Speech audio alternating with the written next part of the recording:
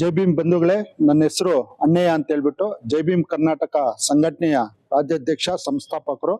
ಇವತ್ತು ಏನ್ ಕೇರ್ಪುರಂ ತಾಲೂಕು ಕಚೇರಿ ಅಭಿಲೇಖಾಲಯದಲ್ಲಿ ಏನ್ ನಡೀತಾ ಇದೆ ಅಂದ್ರೆ ಅಕ್ರಮ ದಾಖಲೆಗಳು ಸೃಷ್ಟಿ ಮಾಡೋದು, ಬರೀ ಪಾಣಿ IL RR ಮತ್ತೆ MR ಕುಣಿಸೋದು, ಸಾಗುವಳಿ ಚೀಟಿನ ಅವ್ರ ಕೈ ಕೊಟ್ಬಿಡೋದು, ಈ ತರ ಮಾಡ್ತಾ ಇರೋದು ಕೃಷ್ಣಮೂರ್ತಿ ಬಿಳೇಶಿವಾಲಯ ಗ್ರಾಮ ಸಹಾಯಕ ಮತ್ತು ವೈಟ್ಫೀಲ್ಡ್ ಅಗ್ದೂರು ಗ್ರಾಮ ಸಹಾಯಕನಾಗಿದ್ದಂತ, ಇವಾಗ ಮಾಜಿ ಗ್ರಾಮ ಸಹಾಯಕನಾಗಿದ್ದಂತ ವಿಶ್ವನಾಥ್, ಮತ್ತೆ ಅದೇ ಚಂಚಂದ್ರ ಕಾಡುಗೋಡಿ ಗ್ರಾಮ ಸಹಾಯಕ ರವಿ, ಇವರು ಮೂವರು ಸೇರ್ಕೊಂಡು ತಾಲೂಕು ಕಚೇರಿಯಲ್ಲಿ ಅಕ್ರಮ ದಾಖಲೆಗಳು ಸೃಷ್ಟಿ ಮಾಡೋದು.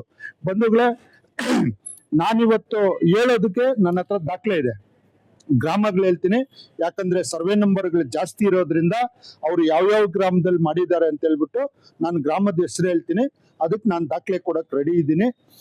ಬಂಧುಗಳೇ, ಇದು ನಾನು ಕಂದಾಯ ಸಚಿವರಿಗೆ ಖುದ್ದಾಗಿ ಅವ್ರಿಗೆ ಮನವಿ ಮಾಡ್ಕೊಂಡು ಹೇಳ್ತಾ ಇದ್ದೀನಿ. ಇವತ್ತು ಬೆಂಗಳೂರು ಪೂರ್ವ ತಾಲೂಕು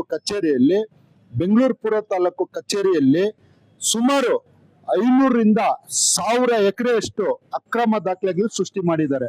ಅದು ಬಿಳೇಶಿವಾಲಯ ಕೃಷ್ಣಮೂರ್ತಿ ಅವ್ರನ್ನ ಹಿಡಿಯೋಕ್ಕೋಸ್ಕರ ನಾವು 40 ಲಕ್ಷವರೆಗೂ ದುಡ್ಡು ಕೊಟ್ಟು ಅವನ ದಾಖಲೆ ಯಾವ ತರ ಮಾಡ್ತಾನೆ ಅನ್ನೋದಕ್ಕೆ ನಾನೇ ಸಾಕ್ಷಿ. ನಾನು ದುಡ್ಡು ಕೊಟ್ಟಿದ್ದೀನಿ, ನನ್ನ ಹತ್ರ ವಾಯ್ಸ್ ರೆಕಾರ್ಡ್ ಇದೆ, ಮತ್ತೆ ನನ್ನ ಹತ್ರ ವಿಡಿಯೋ ಇದೆ. ಬಂಧುಗಳೇ, ಮತ್ತೆ ನಾನು ಕಂದಾಯ ಸಚಿವರನ್ನ ಕೇಳಕ್ ಇಷ್ಟಪಡ್ತೀನಿ, ಇಷ್ಟೊಂದು ಬೆಂಗಳೂರು ಪೂರ್ವ ತಾಲೂಕು ಕಚೇರಿಯಲ್ಲಿ ಅಕ್ರಮ ಆಗ್ತಾ ಇದೆ. ಚಂಚಂದ್ರ ಆಗಿರ್ಬೋದು, ಮತ್ತೆ ಬಿಳೇಶಿವಾಲಯ ಆಗಿರ್ಬೋದು, ಮತ್ತೆ ಮಂಡೂರ್ ಆಗಿರ್ಬೋದು, ಮತ್ತೆ ಮುಳ್ಳೂರ್ ಆಗಿರ್ಬೋದು, ರಾಮಗಂಡಳ್ಳಿ ಆಗಿರ್ಬೋದು, ಸಿದ್ದಾಪುರ ಆಗಿರ್ಬೋದು, ಮತ್ತೆ ವರ್ತೂರು ಹತ್ರ ಆಗಿರ್ಬೋದು, ಮತ್ತೆ ಮಂಡೂರು, ಆಮೇಲೆ ಬೊಮ್ಮೆನಹಳ್ಳಿ ಆಗಿರ್ಬೋದು, ಆಮೇಲೆ ಈರಂಡಳ್ಳಿ ಆಗಿರ್ಬೋದು, ಮತ್ತೆ ಇನ್ನ ಹಲವಾರು ಜಾಗಗಳಲ್ಲಿ ನನಗ್ ಗೊತ್ತಿರೋ ಪ್ರಕಾರ 500ರಿಂದ 1000 ಎಕರೆ ಅಕ್ರಮ ದಾಖಲೆಗಳನ್ನ ಸೃಷ್ಟಿ ಮಾಡಿದ್ದಾರೆ. ಸೃಷ್ಟಕರ್ತರು ಯಾರಂದ್ರೆ ವಿಶ್ವನಾಥ್, ಅಗ್ದೂರು ಗ್ರಾಮ ಸಹಾಯಕನಾಗಿದ್ದ, ಇವತ್ತು ಅವನು ರಾಜೀನಾಮೆ ಕೊಟ್ಟಿದ್ದಾನೆ. ಕೃಷ್ಣಮೂರ್ತಿ ಬಿಳೇಶಿವಾಲಯ ಗ್ರಾಮ ಸಹಾಯಕನಾಗಿದ್ದಾನೆ. ರವಿ ಕಾಡುಗೋಡಿ ಗ್ರಾಮ ಸಹಾಯಕನಾಗಿರ್ತಾರೆ. ಅವರು ಇವತ್ತು ಸ್ಪೆಷಲ್ ಹತ್ರ ಕೆಲಸ ಮಾಡ್ತಾ ಇದ್ದಾರೆ. ನಾವು ಮೊನ್ನೆ ತಾಲೂಕು ಕಚೇರಿಗೆ ಹೋದಾಗ ಇವರು ವಿಶ್ವನಾಥ್ ಮತ್ತೆ ರವಿ ಮತ್ತೆ ಏನು ಕೃಷ್ಣಮೂರ್ತಿ ಇದ್ದಾರೋ ಅವರು ಮೂವರೂ ತಾಲೂಕು ಅಭಿಲೇಖಾಲಯದಲ್ಲಿದ್ರು. ನಾನು ಅದನ್ನ ವಿಡಿಯೋ ಮಾಡಕ್ ಹೋದಾಗ ಕೃಷ್ಣಮೂರ್ತಿ ನನ್ನ ಮೊಬೈಲ್ನ ತಡ್ತಾನೆ, ನಾನು 25 ಲಕ್ಷ ನಿನಗ್ ಕೊಟ್ಟಿದ್ದೀನಿ ಅಂತಾನೆ. ನನ್ನ ಹತ್ರ ಸಾಕ್ಷಿ ಇದೆ, ಚೆಕ್ ಸಮೇತ. ಇವಾಗ ಈ ವಿಡಿಯೋ ಚೆಕ್ ಸಮೇತ ಬರ್ತದೆ. ಅದಕ್ಕೆ 9 ಲಕ್ಷ ರೂಪಾಯಿ ಟ್ರಾನ್ಸ್ಫರ್ ಆಗಿದೆ. ಅವ್ರನ್ನು ಪರಿಶೀಲನೆ ಮಾಡಬೇಕು. ಮತ್ತೆ ಇವ್ರು ಮೂವರು ಏನ್ ಇವತ್ತು ನಾನು ಹೇಳ್ತಾ ಇದ್ದೀನಿ, ಅವ್ರ ಮೂವರು ದಾಖಲೆ ಕೊಡಕ್ಕೂ ನಾನು ರೆಡಿ ಇದ್ದೀನಿ.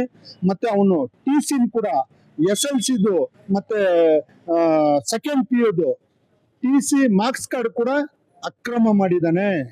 ಬಿಳೇಶಿವಾಲಯ ಕೃಷ್ಣಮೂರ್ತಿ ಅಕ್ರಮ ಮಾಡಿ RIVA ಹುದ್ದೆಗೆ ಅರ್ಜಿ ಹಾಕೊಂಡಿದ್ದ, ಅದನ್ನ ವಜಾ ಮಾಡಿದ್ದಾರೆ.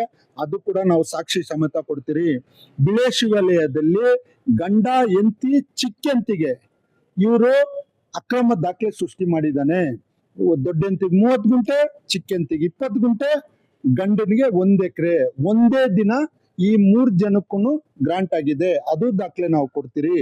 ದೊಡ್ಡ ಗುಬ್ಬಿಯಲ್ಲಿ ಇವರು ಅಕ್ರಮ ದಾಖಲೆ ಮಾಡಿ ಮಾರಾಟ ಮಾಡಿರುವಂತ ಜಾಗನ ಕೊಡ್ತೀನಿ. ನಾಗಂಡಳ್ಳಿಯಲ್ಲಿ 125 ಸರ್ವೆ ನಂಬರ್ ಅಲ್ಲಿ ಅಕ್ರಮ ದಾಖಲೆ ಮಾಡಿರೋದು ಕೊಡ್ತೀನಿ. ಅಗ್ದೂರು ಸರ್ವೆ ನಂಬರ್ಗಳಾಗಿ ಮಾಡಿದ್ದಾರೆ. ಇವರು ಎಲ್ಲೂ ಬಿಟ್ಟಿಲ್ಲ. ಇವರು ಮುಂಚೆ ಏನು ಇರ್ಫಾನು ಮತ್ತೆ ಕೃಷ್ಣಮೂರ್ತಿ ಮೇಲೆ ಕೇಸ್ ಆಗಿದೆ. ನಾವೇನಾದ್ರೂ ತಪ್ಪಾಗಿ ಮಾಹಿತಿ ಕೊಡ್ತಾ ಇದ್ದೀರಿ ಅಂದ್ರೆ ನನ್ನ ಮೇಲೆ ಕೇಸ್ ಆಗ್ಲಿ, ನಾನು ತನಿಖೆಗೆ ರೆಡಿ ಇದ್ದೀನಿ. ಕೃಷ್ಣ ಬೈರೇಗೌಡ ಸಾಹೇಬ್ರೆ, ನಿಮ್ಗೆ ಈ ಮುಖಾಂತರ ಹೇಳಕ್ ಇಷ್ಟಪಡ್ತಾ ಇದ್ದೀನಿ, ನೀವು ಖುದ್ದಾಗಿ ನನ್ನ ಕರ್ಸಿದ್ರು ಸರಿ, ಇಲ್ಲ ನನಗೆ ಬರಕ್ ಟೈಮ್ ಕೊಟ್ಟರು ಸರಿ, ನಾನು ಬಂದು ದಾಖಲೆ ಸಮೇತ ನಿಮ್ ಮುಂದೆ ಪ್ರೂಫ್ ಮಾಡಕ್ಕೆ ನಾನು ರೆಡಿ ಇದ್ದೀನಿ. ಇವತ್ತು DCP ವೈಟ್ಫೀಲ್ಡ್ ಕಚೇರಿ, DCP ಸಾಹೇಬ್ರ ಕಚೇರಿ ಇರೋದು. ನಾವು 2015ರಲ್ಲಿ 2 ವರ್ಷ ಟೆಂಟ್ ಹಾಕೊಂಡು 20ರಿಂದ 25 ಜನ ಹಲವಾರು ಹೋರಾಟಗಳು ಮಾಡಿ ವಿಧಾನಸೌಧ ಮುಂದೆ ಮಲ ಸುರ್ಕೊಂಡು, DCP ಆಫೀಸ್ ಆಗಕ್ ಮುಂಚೆ ವೈಟ್ಫೀಲ್ಡ್ ಅಲ್ಲಿ ಮಲ ಸುರ್ಕೊಂಡು, ಅವತ್ತು ಒಬ್ಬ ಹಿರಿಯ ಕರ್ತರು ಪತ್ರಕರ್ತರಾಗಿದ್ರು. ಅವರು ಹೆಸರಾಂತ ಪತ್ರಕರ್ತರು, ಇವತ್ತು ಪತ್ರಕರ್ತರಲ್ಲಿದ್ದಾರೆ. ಯಾಕಂದ್ರೆ ಅವ್ರ ಹೆಸರು ಹೇಳೋದು ಬೇಡ ಅಂತ ಹೇಳ್ಬಿಟ್ಟು ನಾನು ಹೆಸರು ಹೇಳ್ತಾ ಇಲ್ಲ. ಯಾಕಂದ್ರೆ ಅವ್ರ ಹೆಸರು ಬೇಡ, ಅವರು ಪತ್ರಕರ್ತರು.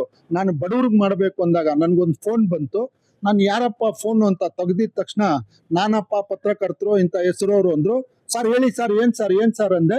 ಆವಾಗ ಬಂದು DCP ಸಾಹೇಬ್ರ ಆಫೀಸ್ ಕರ್ಕೊಂಡೋಗಿ DCP ಅವ್ರ ಹತ್ರ ನಾವು ಕೊಟ್ಟಿರೋ ಕಂಪ್ಲೀಟ್ ಎಲ್ಲ ವಾಪಸ್ ತಗೊಂಡು ಒಂದೇ ಮಾತು ಹೇಳಿದ್ರು ಅವರು, ನೀನು ಮಾಡೋದಾದ್ರೆ ಪೊಲೀಸ್ ಸ್ಟೇಷನ್ ಮಾಡು ಅಂತ ಹೇಳಿದ್ರು.